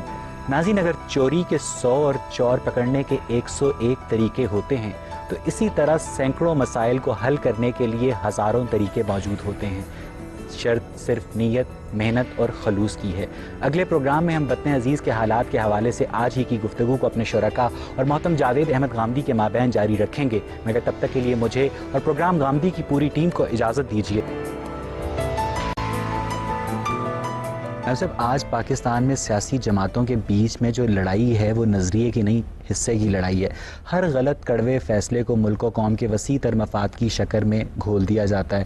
آئین کو جو لوگ جوتوں تلے رونتے ہیں وہ ہمیں لنڈن کی میوزک شاپس میں گردن میں سریا لیے دکھائی دیتے ہیں، اٹلی اور کیریبین میں کروز شپس کی وہ سیریں کرتے پھر رہے ہیں، اور عوام سوائے خون کے آنسو رونے کے کچھ نہیں کر پاتے۔ تو صاحب، کیا پاکستان کے عوام اور حکومت چھوٹے اور بڑے لیول کے پپٹس ہیں اور اصل مداری کہیں اور بیٹھے ہیں؟ ایسا ہی ہوتا ہے، دنیا بھر میں اسی طرح ہوتا ہے۔ جب عوام باشعور نہیں ہوتے، ان کی تعلیم و تربیت کا صحیح اہتمام نہیں ہوتا، تو اسی طرح بہت سی قوتیں اور بہت سے تالے آزما ان کو کٹ پتلیوں کی طرح نچاتے رہتے ہیں۔ عوام کے شعور کو جب آپ بلند کر دیتے ہیں، اس کے بعد یہ ناممکنات میں سے ہو جاتا ہے۔ آپ مغرب کا مطالعہ کریں، وہاں جو تبدیلی آئی ہے وہ بھی ایک دن میں نہیں آئی، 2-3 صدیوں میں آئی ہے۔ آپ اس تبدیلی کے ابتدائی مراحل کا اگر مطالعہ کریں گے تو ایسی ہی آپ کو تصویریں وہاں بھی ملیں گی۔ لیکن اب وہ وقت آ گیا ہے کہ کوئی تالے آزما جرنیل آئین توڑ دے۔ برطانیہ میں تصور کر سکتا ہے، امریکہ میں تصور کر سکتا ہے، فرانس میں تصور کر سکتا ہے۔ یہ کیسے ہوا ہے؟ کیا وہاں کی فوج کے پاس ہتھیار نہیں ہوتے؟ کیا ان کے پاس کمان نہیں ہوتی؟ کیا ان کا کوئی چیف آف آرمی اسٹاف نہیں ہوتا؟ یہ سب کچھ ہوتا ہے۔ قوم اتنی تربیت یافتہ ہو چکی ہے کہ وہ یہ جانتے ہیں کہ اس کا نتیجہ کیا نکلے گا، قوم اس کو قبول کرنے کے لیے تیار نہیں ہوگی۔ میں بار بار یہ حوالہ آپ کو دے رہا ہوں کہ ہم نے یہاں پر عدلیہ کی بحالی کی تحریک چلائی۔ میں معذرت کے ساتھ عرض کروں گا، عوام کس وقت باہر نکلے؟ جب سیاسی قیادت ان کو بلانے کے لیے اٹھ کھڑی ہوئی، اس سے پہلے نہیں نکلے۔ اس سے پہلے سول سوسائٹی 1500، 1600، 2000 اس سے زیادہ لوگ اکٹھے نہیں کر پاتی تھی۔ کبھی ایسا ہوتا کہ پہلے دن ہی 10 لاکھ 20 لاکھ عوام سڑکوں کے اوپر موجود ہوتے اور وہ اس شعور کے ساتھ ہوتے کہ نہ کسی کی نکسیر پھوٹے گی نہ کوئی بتی ٹوٹے گی. ہم پورے امن کے ساتھ اپنا نقطہ نظر بیان کر رہے ہیں تو آپ دیکھتے کہ یہ تبدیلی پہلے دن آ جاتی ہے. لیکن وہ بات تو آپ کی بالکل درست ہے, لیکن اب بات یہ بھی تو ہے نا کہ جنرل چارلس ڈیگال نے فرانس میں 15-16 سال حکومت کی, وہ ایک آمر تھے. مہاتیر محمد نے ملائیشیا کے اوپر حکومت کی اور ان کی پارٹی UMNO امنو کے بارے میں کہا جاتا تھا کہ انڈر مہاتیر نو آبجیکشن. پھر ہماری جو گلف سٹیٹس ہیں وہاں دبئی میں, شارجہ میں, سعودی عرب میں, قطر میں, وہاں ایک بادشاہتی نظام قائم ہے, کوئی جمہوریت قائم نہیں ہے, لیکن وہاں بھی عوام شیر اور بکری ایک گھاٹ پر پانی پیتے نظر آتے ہیں. تو کیا اگر ایک غلط ڈکٹیٹر صحیح فیصلے کرے تو کیا عوام کو اسے قبول کرنا چاہیے؟ دیکھیے بات یہ ہے کہ ڈکٹیٹر صحیح فیصلے کرے گا, اگر اس نے غلط فیصلے کر دیے تو اس کی تبدیلی کا راستہ کیا ہوگا؟ یہ ٹھیک ہے کہ ایسے بادشاہ دنیا میں رہے ہیں, ایسے عامر بھی رہے ہیں جنہوں نے اپنی قوموں کی کچھ خدمت کی ہے, لیکن جس وقت ہمیں انتخاب کرنا ہے ایک بہتر نظام کا تو پھر ہم جمہوریت ہی کا انتخاب کریں گے. جمہوریت ایک بہتر نظام ہے اور دنیا کے اندر کوئی سیاسی نظام بھی آخری درجے میں پرفیکٹ نہیں ہو سکتا. جمہوری طریقے سے ہم نے ایک آئین بنا لیا, ہم نے جمہوریت کو ایک اصول کے طور پر مان لیا. سوال یہ ہے کہ اب یہاں ڈکٹیٹر آئے گا کہاں سے؟ یہ کام تو اس سے پہلے کرنا تھا نا. عوام خود مٹھائیاں بانٹتے ہیں جب وہ لوگ آتے ہیں. یہی تو حادثہ ہے. یہ حادثہ اس وقت تک ہوتا رہے گا جب تک عوام کے شعور کو ہم بیدار نہیں کرتے. میں تو اسی لیے کہتا ہوں کہ آپ اصل میں نتائج سے اصلاح کا آغاز کرنا چاہتے ہیں اور یہ ہماری قوم کا مزاج ہے. یعنی وہ یہ چاہتی ہے کہ اوپر سے کوئی اصلاح ہو جائے. پہلے ہمیں اپنے عوام کی طرف رجوع کرنا ہوگا, اور ہمارے عوام میں بہت اچھے صحافی پیدا ہوئے ہیں, بہت اعلیٰ درجے کے مذہبی رہنما پیدا ہوئے ہیں, بہت اچھے دانشور پیدا ہوئے ہیں, بہت اچھے اساتذہ پیدا ہوئے ہیں. سوال یہ انہوں نے اپنی قوتوں اور صلاحیتوں کو رخ کس طرف, کیا انہوں نے قوم کو حقیقت پسند بنایا؟ انہوں نے قوم کی ایجوکیشن کے منصوبے بنائے؟ مسائل سے چھٹکارا ہی نہیں مل سکتا کہ وہ ان چیزوں کی طرف توجہ دیں. دیکھیے بات یہ, دنیا کے اندر کیا اقتصادی مسائل پہلے حل ہوئے تھے؟ ہمیشہ ایسا ہی ہوتا ہے. ایک انسان جو انتہائی غربت کی زندگی بسر کر رہا ہوتا ہے وہ بھی گرد و پیش سے بے خبر نہیں ہوتا. آپ دیکھیے ان سیاسی معاملات میں بھی جن میں ہم نے تھوڑا بہت قوم کے اندر بیداری پیدا کرتی ہے, غربا اپنا کردار ادا کر رہے ہوتے ہیں. تو یہ سارے کام یکساں اور ایک خاص طریقے کے مطابق ہوتے ہیں. ایسا نہیں ہوتا کہ ان میں سے کسی ایک چیز کو پہلے آپ کسی لیبارٹری میں تیار کر لیتے ہیں یا کسی جگہ اس کی پنیر لگا لیتے ہیں, پھر اس کے بعد قوم ہے, قوم کے اندر متنوع لوگ ہوں گے, قوم کے اندر متنوع خیالات ہوں گے, رجحانات ہوں گے, ان کے اندر آپ کو راستہ نکالنا ہے. ہمیں صرف چند بنیادی چیزوں کو دیکھنا چاہیے. تو میں نے ان بنیادی چیزوں کی نشاندہی پچھلی نشست میں کر دی تھی کہ ایک تو ہمیں اس بات کی تعلیم دینی چاہیے اپنی قوم کو کہ ہم حقیقت پسند بنیں. جس پوزیشن میں ہم ابھی نہیں ہیں, جو چیز آج ہم حاصل نہیں کر سکتے اور جو ہر حال میں کل حاصل ہونی ہے, اس کو آج حاصل کرنے کی کوشش نہ کریں. اگر آپ رات کے 12 بجے اس خواہش میں مبتلا ہو جائیں کہ آفتاب طلوع ہو جائے تو قدرت کے نظام کے تحت وہ نہیں ہوگا. اس کا ایک وقت ہے ہونے کا. ہم اصل میں کرتے یہ ہیں کہ قبل از وقت چیزوں کو حاصل کرنے کی کوشش کرتے ہیں, تو اس سے ہماری ترجیحات بدل جاتی ہیں, ہمارے وسائل اور چیزوں پر خرچ ہونا شروع ہو جاتے ہیں اور ہم ان چیزوں کو اپنے لیے بہت بڑا مسئلہ بنا لیتے ہیں جو آپ سے آپ حاصل بالکل درست فرما رہے ہیں, کیونکہ چائنا نے بھی ایک بہت بڑی قوت ہوتے ہوئے بھی تہیہ کر رکھا ہے کہ وہ 2020 سے پہلے اپنے آپ کو کسی بھی فوجی تنازع میں ملوث نہیں کرے گی. وہ اپنی ایک انڈسٹریل امپائر بنا رہے ہیں, وہ اپنی ایک نالج امپائر کھڑی کر رہے ہیں. اب آپ پاکستان میں دیکھ لیں, آپ کو ہر چوک پہ توپ, جہاز, آبدوز, یعنی ایک پوری قوم کو ایک عسکری جنگی کیا کہتے ہیں اس کے اندر جو سائیکالوجی میں اندر اس کے اندر شامل کیا جا رہا ہے. تو آپ اس رویے کو کیسے دیکھتے ہیں؟ یہ رویہ ہے کہ جس نے ہمیں بربادی کے کنارے پر پہنچا دیا ہے. آپ دیکھیے کہ تائیوان اگر چین آج فیصلہ کر لے تو چند گھنٹوں کے اندر مفتوح ہو جائے گا, لیکن اسے معلوم ہے کہ اس کے نتائج کیا نکلیں گے, بین الاقوامی برادری کا رد عمل کیا ہوگا, دنیا کی اس وقت کی سپر پاورز کا رد عمل کیا ہوگا, اس کے اس اقدام کے نتیجے میں اسے کیا کچھ بھگتنا پڑے گا. تو وہ اس طرف آنکھ بھی نہیں اٹھاتے, اپنا حق اور اپنا استحقاق قائم رکھتے ہیں. ہمارا معاملہ یہ ہے کہ ہمارے ہاں بدقسمتی سے ایسے لوگ موجود ہیں جن کے اوپر ایک جنون کی کیفیت طاری رہتی ہے اور وہ یہ سمجھتے ہیں کہ ان کو اصل میں بندوق چلانی ہے اور اس کے ذریعے سارے مسائل حل کر لیں. آپ کو دنیا میں جو عالمی ٹریڈ میں سب سے پہلے نمبر پر فروخت ہونے والی چیز ہے وہ اسلحہ ہے, دوسرے نمبر پر فارماسیوٹیکل پروڈکٹس ادویات ہیں, اور تیسرے نمبر پر پیٹرولیم ہے. تو آپ کو نہیں لگتا کہ پاکستان جیسی جو کلائنٹ سٹیٹس ہیں ان کے اوپر اسلحہ خریدنے کا دباؤ اوپر سے آتا؟ یہ تو ہمیں کرنا چاہیے کہ ہم اس طرح کے دباؤ کو قبول کرنے کے بجائے اپنی داخلی استحکام کی طرف توجہ دیں. اعلیٰ لیڈرشپ کرتی کیا ہے؟ اعلیٰ لیڈرشپ کا کام ہی یہی ہوتا ہے کہ وہ عوام کی رو میں نہیں بہ جاتی اور نہ بین الاقوامی دباؤ کے تحت فیصلے کرتی ہے, وہ اپنے فیصلے کرتی ہے.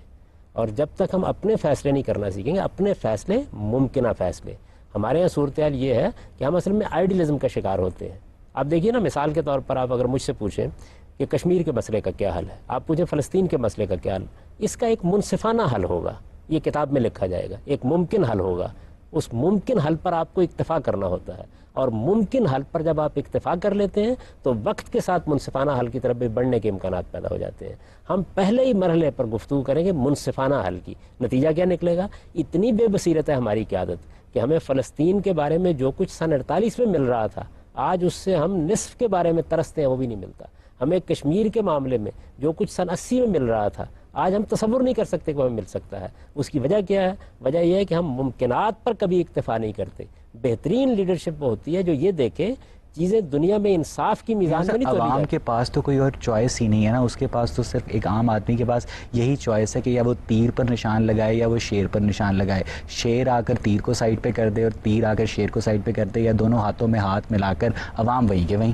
دونوں کو آپ جمہوری پروسیس میں سے گزرنے دیجئے، آپ حیران رہ جائیں گے، دونوں تبدیل ہونا شروع ہو جائیں گے. ہم نے اصل میں جمہوری پروسیس کو بار بار روکا ہے، ہم اپنے عوام پر اعتماد بھی نہیں کرتے. ان کو فیصلہ کرنے دیجئے، وہ بڑے صحیح فیصلے کریں گے. آپ دیکھیں، آپ نے صوبہ سرحد میں ایک فیصلہ کرایا، معلوم ہوا کہ ایک مذہبی طوفان کی طرح ایک جماعت ہے جس کو وہاں پہ اکثریت حاصل ہو گئی ہے. اس کے بعد آپ نے لوگوں کو موقع دیا اور آپ نے دیکھا کہ اس طرح انہوں نے میدان صاف کر دیا کہ کہیں کوئی روشنی نظر نہیں آتی دیکھا جائے تو. یہ جو صورتحال ہے، یہ صورتحال جمہوری پروسیس کے، جمہوری عمل کے چلنے سے آپ پیدا ہوتی ہے. اس وقت جو لوگ آپ کو نظر آ رہے ہیں، یہ اپنے آپ کو تبدیل کرنے پہ مجبور ہو جائیں گے اگر آپ بار بار ان کو عوام کے پاس جانے دیں.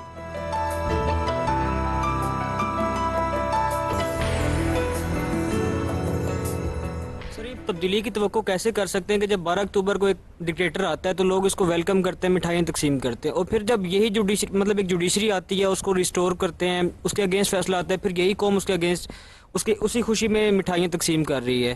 اور پھر ابھی کچھ پولیٹیشینز کے اخبار میں بیانات آ رہے ہیں کہ اگر ملٹری ڈکٹیٹر آ جاتے ہیں ہم انہیں ویلکم بھی کہہ سکتے ہیں. تو اس کے بارے میں آپ کا کیا خیال ہے؟ میں تو اسی لیے کہہ رہا ہوں کہ ہمارے دانشوروں کو، ہمارے طالب علموں کو، ہمارے اساتذہ کو اپنی قوم کی تربیت کی طرف بڑھنا چاہیے.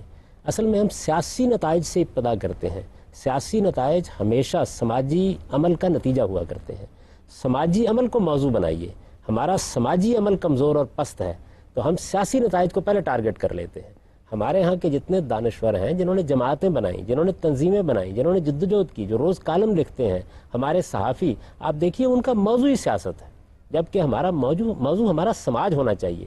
ہمارے سماج کے اندر کیا خرابیاں اور برائیاں ہیں، ہماری قومی نفسیات میں کیا مسائل ہیں، ان کو ہم کبھی موضوع نہیں بناتے. ابھی آپ دیکھیے نا کہ مثال کے طور پر آپ کسی وقت گفتگو سن رہے ہیں اپنے لیڈروں کی، تو ان کا موضوع گفتگو کیا ہوگا؟ ان کا موضوع یہ ہوگا کہ امریکہ کے جرائم بیان کریں گے، فلاں قوم کے، مغربی قوموں نے اس طریقے سے ہمارے خلاف سازشیں کر رکھی ہوئی ہیں، ہمارے یہاں ریلی نکلے گی، گو امریکہ گو ریلی نکلے گی، امریکہ کیا کرتا ہے، اس کے مظالم کیا ہیں، اس کی اخلاقیات کیا ہے، اس سب سے میں واقف ہوں. اس معاملے میں دو رائے نہیں ہو سکتی. لیکن میں آپ کو مثال دیتا ہوں، قرآن مجید کو دیکھیے. بنی اسرائیل کی قوم ہے جس کو خدا نے خود منتخب کیا، اپنے زمانے کی مسلمان قوم ہے، 2000 سال تک انبیاء ان میں بھیجے گئے، سیدنا ابراہیم علیہ السلام کی اولاد میں سے ہیں. اس قوم کے اوپر جب انحطاط آیا، زوال آیا، قرآن مجید تبصرہ کرتا ہے شروع سے لے کے آخر تک اس پوری قوم پر. پہلی 5 سورتیں تو اسی پر تبصرہ ہے.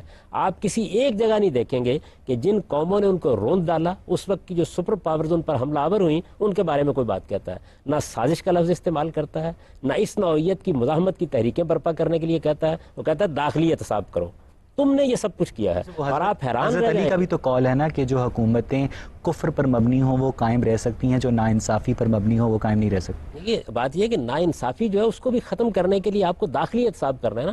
تو میں یہ گزارش کر رہا تھا کہ قرآن کو پڑھ جائیے. حد ہو گئی ہے اس معاملے کی کہ سورہ بنی اسرائیل میں جو بابل کی سلطنت کے لوگ حملہ آور ہوئے ہیں، اس زمانے کا امریکہ سمجھ لیجئے، تو قرآن کیا کہتا ہے کہ تم نے جب اپنے آپ کو برباد کر لیا تو عباد لی اولی باسن شدید، میں ایک بڑی قوت میں جو میرے بندے تھے ان کو اٹھا کے لایا تاکہ تمہیں سزا دے. جی آپ. تبدیلی یہ آئی ہے کہ پاکستان کو دنیا بھر میں سب سے خطرناک ملک قرار دے دیا گیا ہے.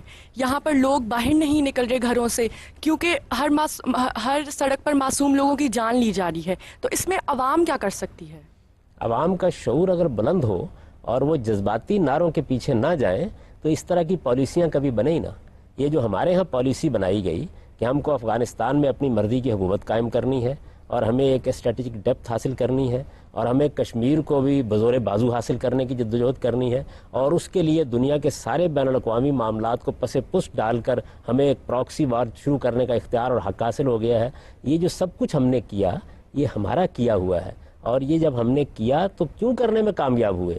اس لیے کہ ہمارے عوام کی کوئی اخلاقی تربیت نہیں ہوئی، ان کو اس کا احساس نہیں تھا کہ یہ ہم کیا کر رہے ہیں۔ اگر ہم نے ان کو مذہبی تربیت دی ہوتی، اخلاقی تربیت دی ہوتی، ان کے شعور کو بہتر کیا ہوتا، تربیت آپ کیا سمجھتے ہیں کہ یہ حکومت دے سکتی ہے یا عوام خود لے سکتی ہے، اور کیسے؟ بات یہ خدا کا جو نظام ہے وہ نظام وہی ہے، بڑا وہ اچھا نظام ہے۔ اس کے اندر ہوتا کیا ہے، عوام کے اندر ایسے اہل دانش پیدا ہوتے ہیں، ایسے اہل بصیرت پیدا ہوتے ہیں کہ جو اپنی قوم کو حقیقت پسند بناتے ہیں، اس کا شعور بہتر کرتے ہیں۔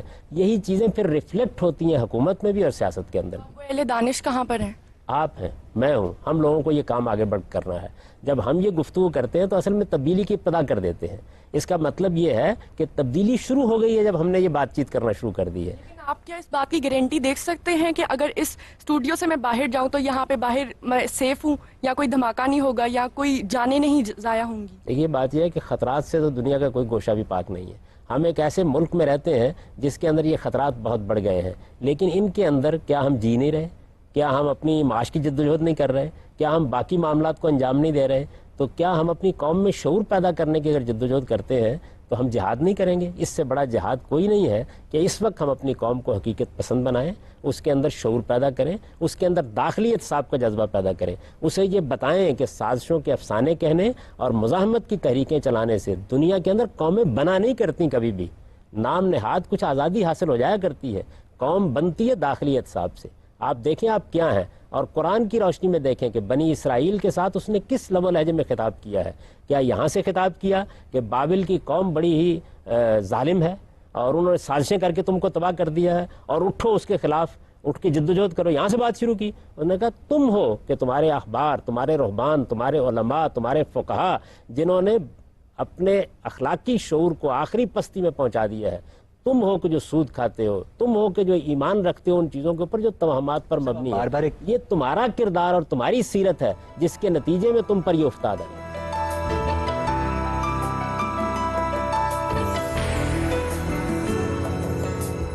ہم صاحب آپ بار بار ایک لفظ استعمال کر رہے ہیں قوم کا۔ ہم صاحب اب جاپان میں جاپانی قوم رہتی ہے، روس میں روسی قوم رہتی ہے، اسی طرح برطانیہ میں برطانوی قوم بستی ہے۔ اب پاکستان میں بدقسمتی سے پاکستانی قوم موجود نہیں ہے۔ جو پاکستان کے مغربی سرحد کی طرف جو لوگ رہتے ہیں وہ ہندوستان کے اندر سے اپنی روٹس تلاش کرتے ہیں، جو بلوچستان کے پاس رہتے ہیں وہ ایران کے اندر اپنی روٹس تلاش کرتے ہیں، جو صوبہ سرحد میں رہتے ہیں وہ افغانستان کے اندر اپنی روٹس تلاش کرتے ہیں۔ ایک ملغوبہ ہے مختلف ڈیموگرافک گروپس کا۔ تو اس قوم کو وجود میں لانا کیسے ممکن ہے صوبائی عدم مرکزیت کے فوائد کو مد نظر رکھتے ہوئے؟ نہیں، دیکھیے بات یہ ہے کہ اگر آپ اس قوم کو وجود میں لانا چاہتے ہیں تو اس کا راستہ بھی یہ ہے کہ آپ جمہوریت کے حقیقی نتائج روب عمل ہونے دیجئے۔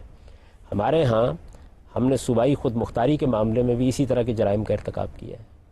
آپ نے جب مختلف یونٹس کو ملا کے ایک نظم بنایا ہے تو آپ لوگوں پہ اعتماد کریں اور ان کو آزادی دیں۔ وہ آزادی جب انہیں دیں گے تو ان کے اندر آزادی کا شعور پیدا ہوگا، اور جب وہ اپنے پاؤں پر کھڑا ہوں گے تو اس سے مرکز مضبوط ہوگا۔ ہم نے اس کی ترتیب بھی الٹ دی۔ یہی وجہ ہے کہ آج 60 سال گزرنے کے بعد بھی ہمارے ہاں کی مختلف قومیتیں اپنے لیے بعض اختیارات کا مطالبہ کر رہی ہیں۔ سوال یہ ہے کہ ان اختیارات کو آج آپ زیر بحث لائیے، ان میں سے کون سی چیز ہے جس پر آپ اعتراض کر سکتے ہیں؟ اینالسٹس کی ایک رائے یہ بھی ہے کہ جنرل پرویز مشرف نے جو کچھ اچھے اقدامات کیے ان میں سے ایک بلدیاتی نظام کا قیام بھی تھا، ناظم تھے، لوگوں کے مسائل ان کی گلیوں میں ہی حل ہو جایا کرتے تھے۔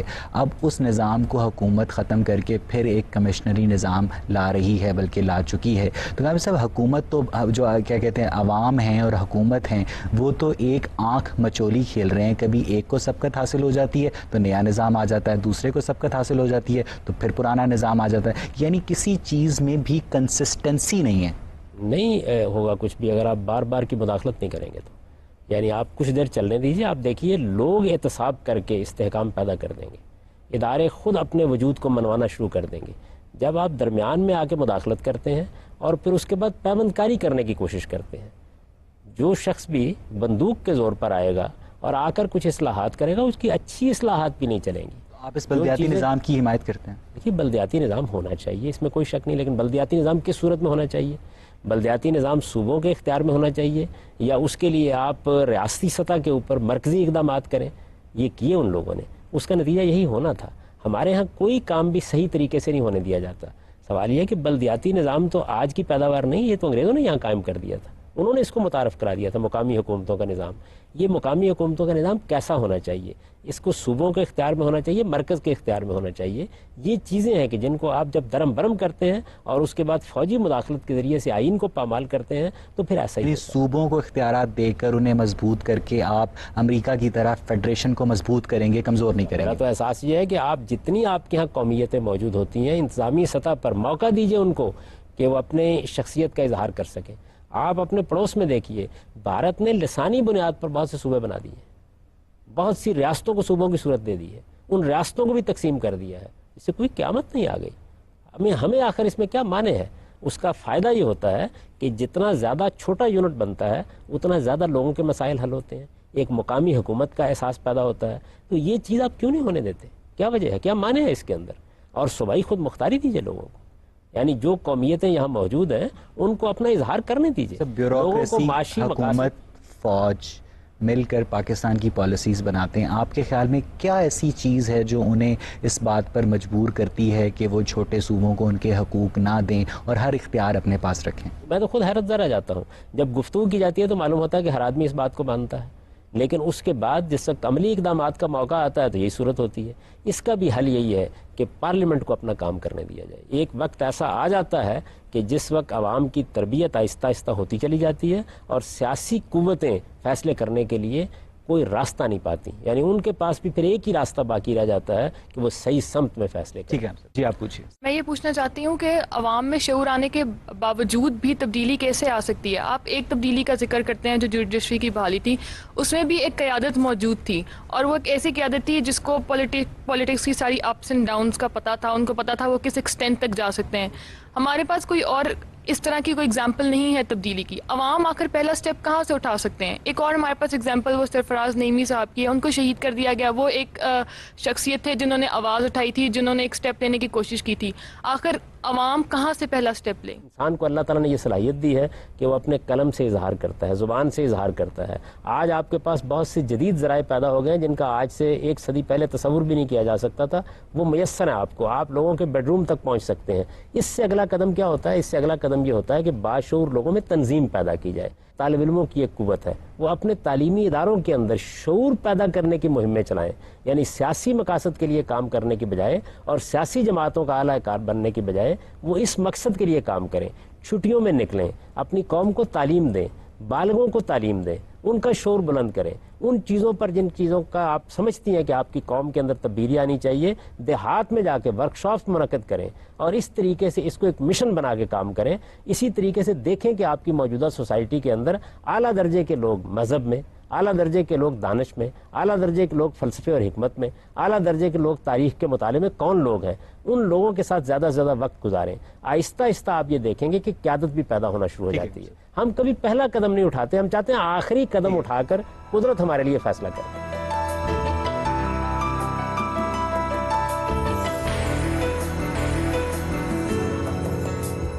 میرا آپ سے کویشچن یہ کہ بات ہو رہی ہے تبدیلی کی، شعور کی، اور ہم سب کو پتہ ہے کہ بیسیکلی آپ کو شعور علم سے آتا ہے. یعنی ہم نے یہ دیکھا کہ بے نظیر کا کیس ہوا، بے نظیر مطلب حادثے میں جاں بحق ہو گئی، اس کے بعد سمپتی میں ان کو سارے ووٹ پڑ گئے اور لوگوں نے یہ نہیں دیکھا کہ بے نظیر اب نہیں رہی. انہوں نے یہ دیکھا کہ وہ مر گئی، اس نے جان دے دی اور انہوں نے جا کے اس پارٹی کو ووٹ دے دیے. اگر وہ ایک ہی رول اپلائی کر دیا جائے کہ گریجویشن یا انٹر لیول سے کم کے لوگ نہیں دے سکتے ووٹ، تو کیا اس سے تبدیلی نہیں آ سکتی؟ دیکھیے، تبدیلی اس طرح کے مصنوعی اقدامات سے نہیں آتی کبھی بھی، نہ اس طرح کی قانون سازی سے کبھی تبدیلی آتی ہے. آپ نے دیکھا ہماری پارلیمنٹ میں یہ قانون بنا دیا گیا کہ بی اے سے کم تعلیم نہیں ہونی چاہیے. جو اس سے پارلیمنٹ وجود میں آئی اس نے کیا فیصلے کیے؟ اس پارلیمنٹ کو ہم دیکھ چکے ہیں، وہ آمریت کا دست و بازو بن کر رہی. ان کے یہاں 17ویں ترمیم آئی اور جس 17ویں ترمیم کا آج ہم نام سننے کے لیے تیار نہیں ہیں وہ منظور کی گئی. انہوں نے وہ سب کچھ کیا جس پر آج ہم خوشی منا رہے ہیں کہ ہماری سپریم کورٹ نے اس کو اٹھا کو ایک طرف پھینک دیا ہے. یہ سب کچھ ان لوگوں نے کیا. میرے نزدیک اصل مسئلہ یہ نہیں ہے. اصل مسئلہ یہ ہے کہ آپ ایک طرف جمہوری عمل کو چلنے دیں، اور جمہوری عمل کی بنیاد اس پر ہوتی ہے کہ جو بھی عوام بلوغ کی عمر کو پہنچ گئے ہیں اعتماد کریں ان کے اوپر. جیسے جیسے وہ اس پروسیس میں شریک ہوں گے، پہلے مرحلے میں ایسے ہی ہوگا، کبھی ہمدردی کے ووٹ مل جائیں گے، کبھی جذبات کے ووٹ مل جائیں گے، کبھی لوگ ایک خواب دیکھیں گے اس کے لیے ووٹ دے دیں گے، لیکن اس عمل کو جاری رہنے دیں۔ انسان کا معاملہ یہ ہے کہ وہ تجربات سے سیکھتا ہے، جب وہ تجربات سے سیکھتا ہے، آپ ذرا پیچھے مڑ کے دیکھیں، ہمارے ہاں کچھ حکومتیں قائم ہوئی تھیں ضیاء الحق صاحب کے زمانے میں جب انتخابات ہوئے، ان حکومتوں کے پہلے دور میں ان کے رویے دیکھیں اور دوسرے دور میں ان کے رویے دیکھیں۔ ہمارے ہاں بعض سیاسی جماعتیں ایسی ہیں کہ جن کی لیڈرشپ کا اگر آپ ابتدائی دور دیکھیں تو وہ یہ سارے کام کر رہے تھے جن کی آج وہ نفی کر رہے ہیں، لیکن آج وہ اعلیٰ اقدار کے علمبردار بن گئے۔ تو انسان بدلتا ہے، انسان میں تبدیلی آتی ہے، صرف مسئلہ یہ ہے کہ ہم تبدیلی کا انتظار نہیں کرتے۔ وہی میں نے عرض کیا کہ صبر کے ساتھ ہم ممکنات سے جدوجہد شروع کر کے آئیڈیل تک نہیں پہنچتے، آئیڈیل سے جدوجہد شروع کر دیتے۔ سر آپ کے خیال میں جو آپ کہہ رہے ہیں کہ اب جو پارلیمنٹ آئی ہے اور اس میں گریجویشن کا جو انہوں نے رول رکھا ہے، آپ کے خیال میں کیا اس کی وجہ سے جو غلط فیصلے ہو رہے ہیں وہ ہو رہے ہیں، یا ہماری پارلیمنٹ اور ہماری پولیٹکس ہی ایسی ہو گئی ہے کہ اس میں جو بھی جائے گا، چاہے وہ جتنا بھی پڑھا لکھا ہو چاہے ان پڑھ ہو، اس کو ویسا ہی ہونا پڑے گا؟ کیونکہ الیکشن سے پہلے ہم لوگ بہت سے لوگوں کو سنتے ہیں جو بہت لاجیکل اور بہت اچھی باتیں کر رہے ہوتے ہیں، لیکن اس کے بعد جا کے وہی لوگ جو ہیں وہ ایسی اقدامات کرتے ہیں یا ایسی باتیں کرتے ہیں جو بالکل ہمیں سمجھ نہیں آتی کہ یہ شخص ایسی بات کیوں کر رہا ہے۔ نہیں، میں نے یہ نہیں عرض کیا کہ چونکہ لوگ پڑھے لکھے تھے اس وجہ سے انہوں نے غلط فیصلے کیے، میں نے یہ عرض کیا کہ پڑھے لکھے ہونے کے بعد بھی غلط فیصلے ہو سکتے ہیں۔ اس کا یہ مطلب نہیں کہ ہماری پولیٹکس کچھ ایسی سیٹ ہوگی ہے کہ ان کے پاس جا کے کوئی آپشن ہی نہیں ہوتی کہ وہ کوئی اور کسی اور قسم کے فیصلے کر سکے۔ اگلے مرحلے میں تو ایسے ہی ہوگا۔ ڈیموکریسی اس چیز کا نام ہے کہ رائے کی آزادی ہو، لوگ اختلاف کریں، کوئی کسی کو اختلاف کرنے کے بعد مارنے کے لیے نہیں دوڑے، لوگوں کو حق دیا جائے وہ اپنی بات پیش کریں، خود تنقیدی اور خود احتسابی بلکہ داخلی احتساب کا عمومی مزاج پیدا کیا جائے، اور لیڈرشپ آہستہ آہستہ عوام کے سامنے جواب دہ ہوتی چلی جائے۔ تو یہ ایک عمل ہے جو جاری رہتا ہے، اس عمل کے نتائج نکلنے میں کچھ وقت لگتا ہے۔ کہ اس وقت پاکستان میں ایٹم بم موجود ہے، بجلی نہیں ہے، بجلی گھر موجود ہیں، ان کو چلانے کے لیے رقم نہیں ہے، رقم بھی موجود ہوگی شاید لیکن اس کے لیے نیت نہیں ہے۔ ایک سروے کے مطابق تھر میں اگر کوئلہ جو موجود ہے استعمال کیا جائے تو پاکستان سالانہ 20,000 میگا واٹ بجلی پیدا کر سکتا ہے اور اگلے 40 سال تک لوڈ شیڈنگ سے نجات پا سکتا ہے، لیکن ہم ایسے منصوبوں پر انفراسٹرکچر ڈیولپمنٹ کی بجائے ہم لوگ تاجکستان سے بجلی خرید رہے ہیں، ہم لوگ ونڈو ڈریسنگ کر رہے ہیں۔ ہم سب یہ ہمارا قومی مزاج ہے، ہم کبھی بڑی منصوبہ بندی کرتے ہی نہیں ہیں۔ ہمارے اوپر ایک ایمرجنسی کی حالت جب طاری ہو جاتی ہے تو پھر ہمیں ایسے اقدامات کرنا پڑتے ہیں۔ اس وقت بھی دیکھیں آپ، حکومت جو اس کے لیے استدلال کر رہی ہے وہ استدلال یہ کر رہی ہے کہ ہمارے پاس تو وقت بہت تھوڑا ہے، اس میں تو سوائے اس کے کرائے کے یونٹ لگائے جائے ہمارے پاس کوئی راستہ ہی نہیں ہے۔ یہ کیوں وقت تھوڑا رہ گیا؟ اس کا مطلب یہ ہے کہ جو اس سے پہلے نظام موجود تھا اس نے بروقت اقدامات نہیں کیے۔ تو میں اسی لیے کہہ رہا ہوں کہ یہ بالکل درست ہے کہ جب ایک طوفان آ جاتا ہے تو اس کو روکنے کے لیے آپ کو کچھ ایمرجنسی اقدامات کرنے پڑتے ہیں، لیکن ابھی آپ نے بہت سی مثالیں دیں کہ ہم اس طریقے سے اپنی انرجی کی ضروریات پوری کر سکتے ہیں، اس طرح اس کی منصوبہ بندی کر سکتے ہیں۔ یہ کیسے ہوگا؟ یہ ایسے ہی ہوگا کہ میں اور آپ یہ شعور پیدا کرنے کے لیے میدان میں نکلیں گے، لوگوں کی تنظیم کریں گے، لوگوں کے شعور کو بہتر کریں گے، اس سے آہستہ آہستہ قوم اس کو سوچنا شروع کرے گی، اور پھر دباؤ حکمرانوں پر بھی پڑنا شروع ہو جاتا ہے۔ ان کو موقع دیجئے 5 سال تک کام کرنے کا، عوام ان کا یعنی احتساب 5 سال تک ہم انہیں نہ چھیڑیں، جو سیاہ و سفید یہ کرتے رہیں، ہم ان پہ تنقید کریں، ان کو رائے راست دکھائیں، ان کی غلطیوں کی نشاندہی کریں، رائے عامہ کو ہموار کریں، ان پر دباؤ بڑھاتے چلے جائیں، ایسی تنظیمیں پیدا کریں کہ جو ان چیزوں کا تحقیقی مطالعہ کریں، میڈیا کے ذریعے سے ان کی اصلاح کرنے کی کوشش کریں، بار بار توجہ دلائیں، ایک عمومی احتساب کی فضا قائم کیے رکھیں۔ ڈیموکریسی صرف اس کا نام نہیں ہے، لیکن اس کے درمیان میں بندوق سے مداخلت نہ کریں، اس راستے کے اوپر لوگوں کو چلنے دیں، یہ آپ سے آپ تبدیلی آئے گی۔ اس وقت بھی آپ دیکھیں اگر میڈیا آزاد ہے تو آسان نہیں ہے یہ معاملات کرنا، اگر ہم قومی شعور کو بھی بلند کرنے میں کامیاب ہو گئے تو اور مشکل ہو جائے گا۔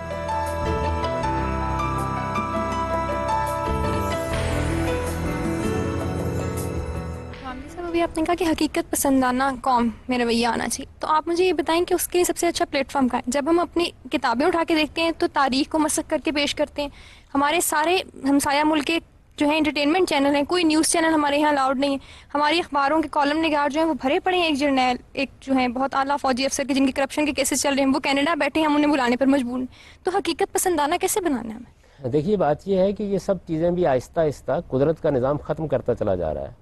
آج آپ کے پاس انفارمیشن کے جو ذرائع ہیں ان میں اب دیواریں برنل کھڑا کرنا ممکن ہی نہیں رہا، یعنی ایک وقت ایسا آ جائے گا کہ جس وقت یہ چینلز کو روکنا بھی ممکن نہیں رہے گا۔ دنیا کے اندر وہ تبدیلیاں آتی چلی جا رہی ہیں. قدرت کا نظام آپ کی مدد کر رہا ہے, آپ آگے بڑھیے, اور یہ ایک پہیہ چل رہا ہے, اس کے اندر اپنی گراری ملا دیجیے. قدرت اپنے عمل میں مصروف ہے, ہم بھی اپنے عمل میں مصروف ہو جائیں. اصل میں مسئلہ صرف یہ میں آپ سے عرض کروں کہ ہم بہت غیر معمولی باتیں کرنے والے لوگ ہیں اور بڑے خواب دیکھنے والے لوگ ہیں.